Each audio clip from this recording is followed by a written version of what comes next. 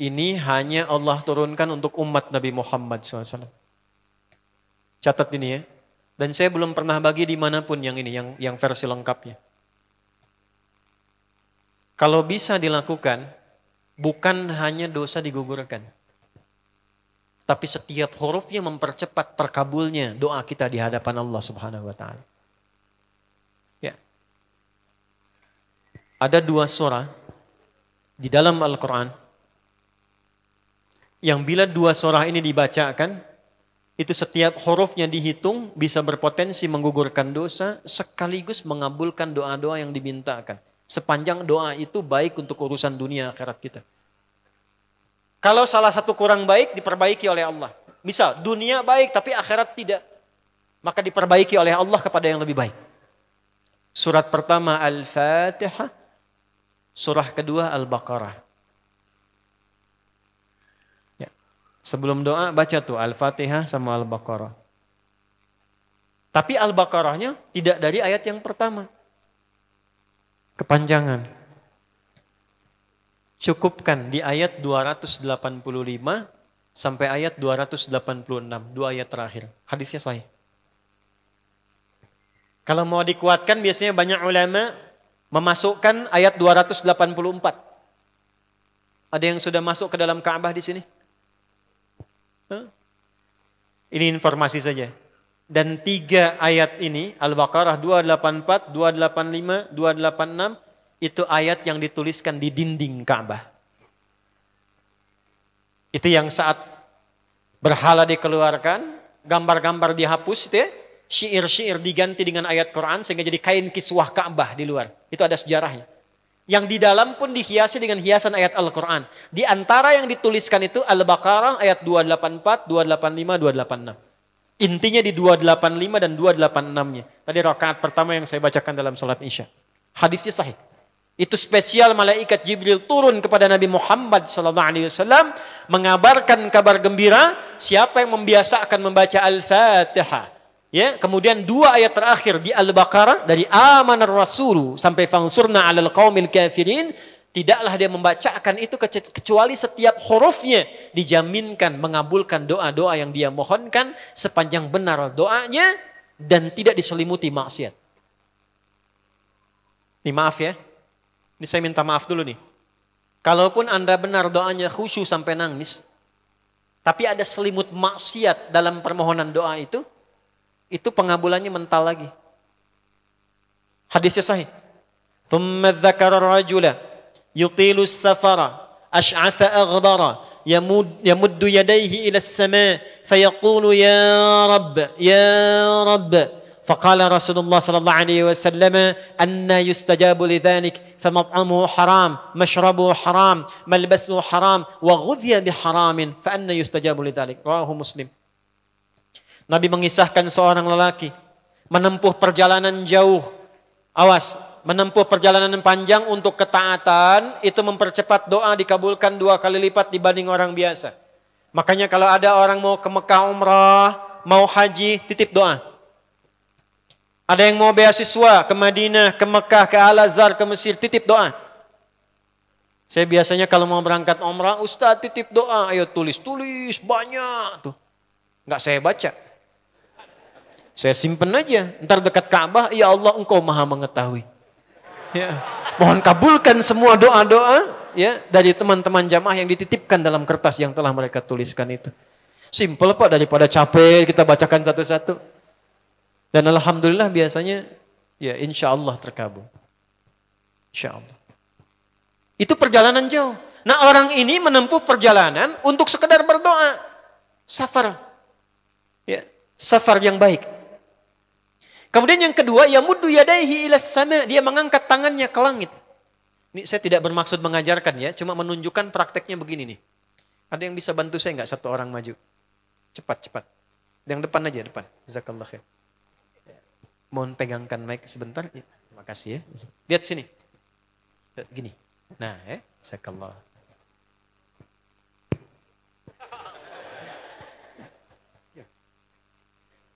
Nah, gini ya.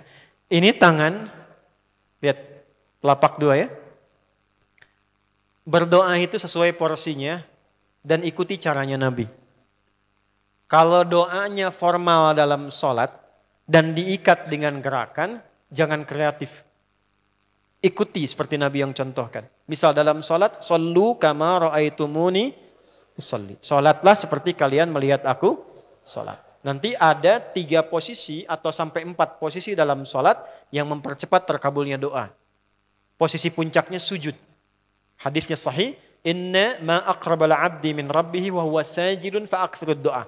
Keadaan terdekat antara hamba dengan Rabbnya adalah saat sujud. Maka perbanyak doa saat sujud. Tangannya posisi sujud begini, menempel. Jadi nggak usah begini. Oke, begini. Nah ini di luar sholat. Di luar sholat kalau berdoa tangan begini. Lihat baik-baik ya. Ini kitabnya agak banyak, bahasanya panjang. Saya berikan yang simpelnya saja ya. Baik. Ini kan teman-teman telapak yang kanan, yang kiri ya. Padukan begini. Ya. Lalu setiap Anda kan pasti punya garis yang kanan dengan garis yang kiri. Ada kan? Itu membentuk keseimbangan. Oh, ini bukan ilmu otak-atik ya. Ini ada sanadnya nih.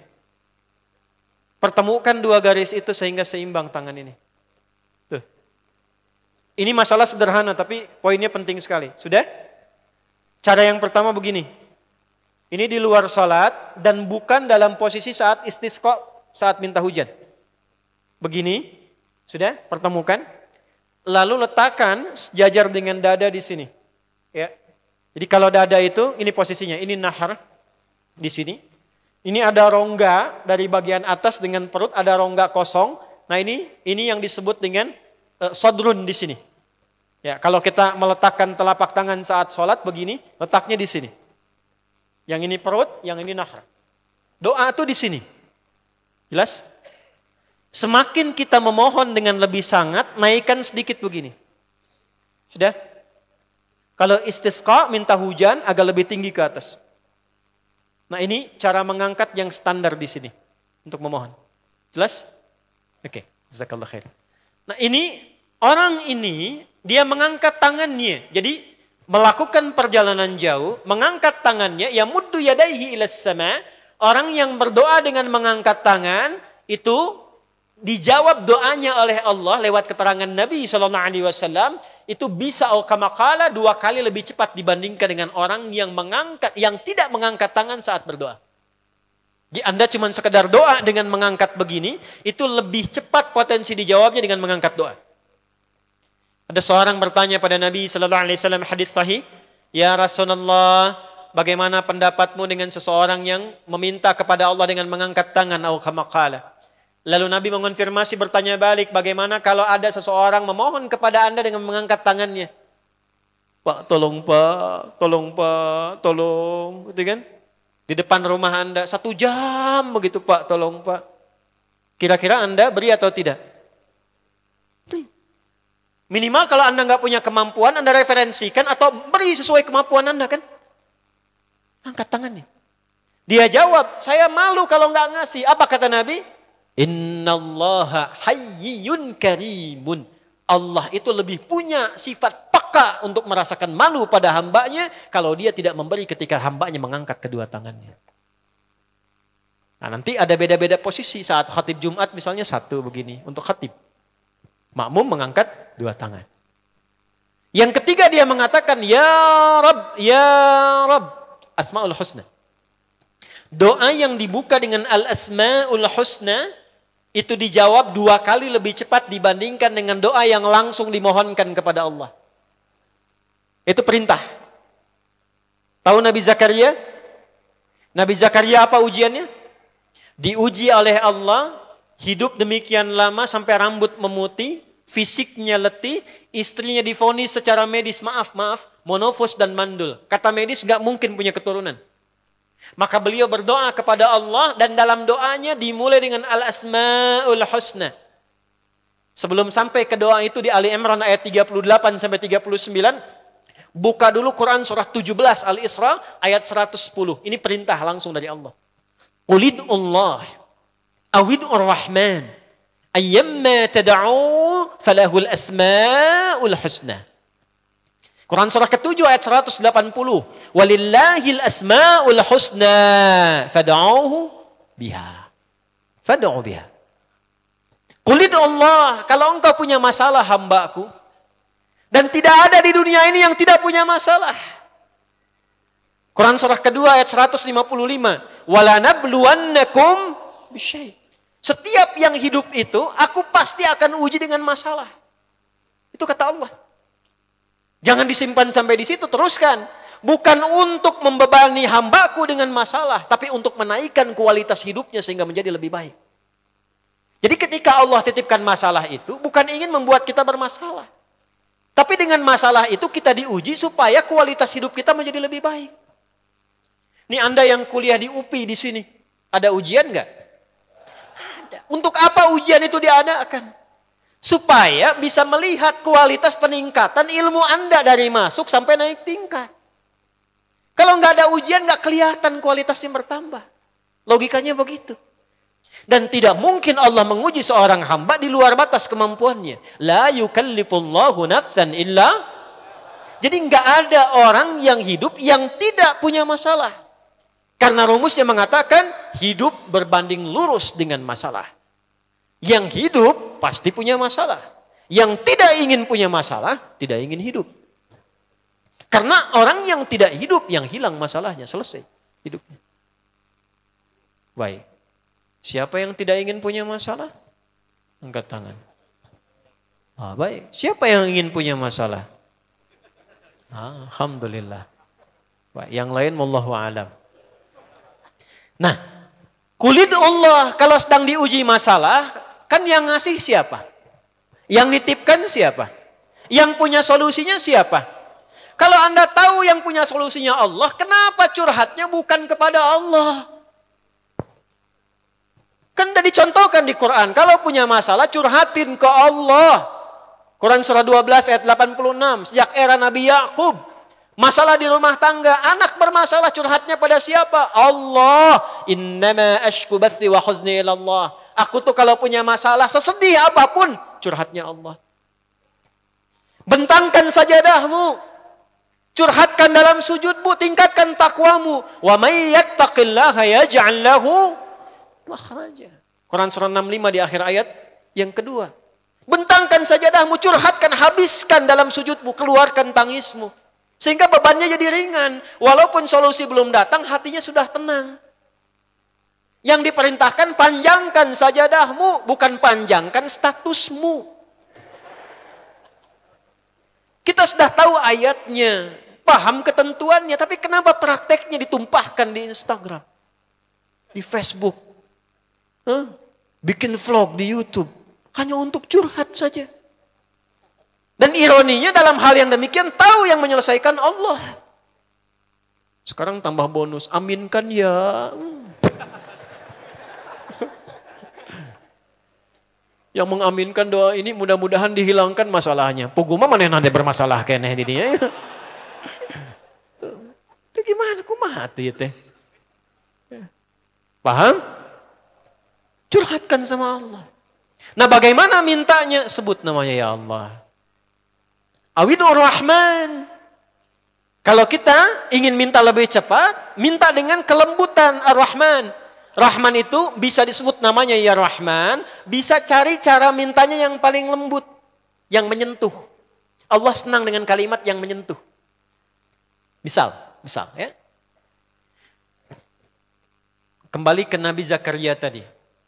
Quran surah 3 ayat 38. Hunalika da'a Zakaria rabbah. Qala rabbi habli min ladunka dzurriyyatan thayyibah. Innaka sami'ud du'a.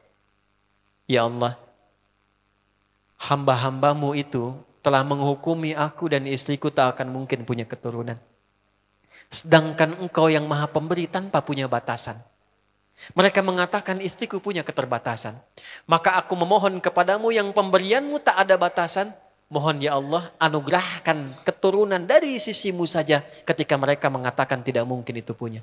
Sungguh engkau yang maha mendengar doaku ya Allah. Perhatikan, kalau kepada yang maha mendengar saja tidak terkabulkan, mohon tunjukkan kepadaku saat ini dengan cara apa lagi dan kepada siapa lagi aku mesti memohon. Itu dalam banget. Ya Allah, Engkau perintahkan aku berikhtiar mencari kerja, aku lakukan. Engkau perintahkan mengeluarkan keringatku dengan cara yang halal, aku kerjakan ya Allah. Engkau perintahkan aku jauhi yang Engkau larang, aku lakukan ya Allah. Sekarang aku telah berikhtiar dari sejak keluar, aku telah menunaikan sholat subuh seperti yang Engkau maha mengetahuinya. Dan menjelang malam aku mengadukan bahkan di rumahmu ya Allah hanya untuk sesuap nasi bagi istri dan anakku dari yang halal itu. Aku telah melakukan apa yang Kau perintahkan. Aku hanya memohon apa yang telah Kau janjikan. Kalau dengan semua ikhtiar yang aku kerjakan sampai detik aku bersujud di hadapanmu di rumahmu ini belum Kau kabulkan. Mohon tunjukkan kepada aku di malam ini ya Allah. Dengan cara apa lagi mesti aku memohon kepadamu. Minta. Pernah enggak begitu mintanya?